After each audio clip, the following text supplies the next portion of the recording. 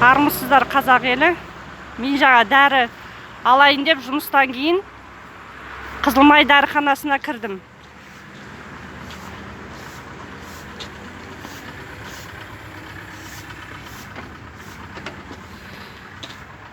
Маған бұл жерде қазақша қызмет көрсетпеймін дейді. Мен жай бет перденің өзін ала алмай тұрмын бұл жерде.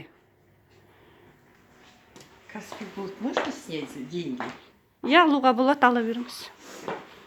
Міне мына кісі мен қазақша сөйлегенім үшін ала алмай тұрмын, ештеңе түсінбеймін дейді. Сонда біз Қазақстанда тұрып қазақша қызмет ала алмаймыз ба?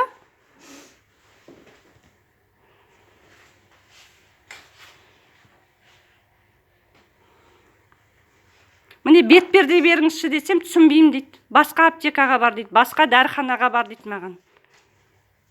Маған бет перде беріңізші, бет перде. Я вам сказала, я не понимаю, что вы говорите. Зайдите в Балсоюз, там девочки казахские работают. Сонда мен қазақша...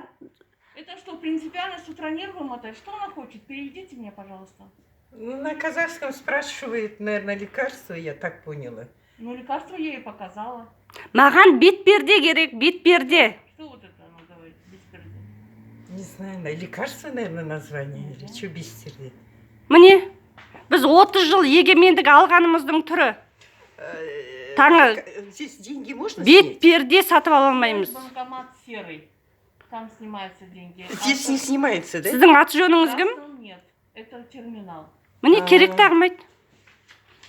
Ана басқа неге бар дейді маған, аптекаға бар дейді, басқа дәріханаға бар дейді маған. Қазақша түсінбеймін дейді. Сонда мен қазақша сөйлесем дәрі алмауым керек пе?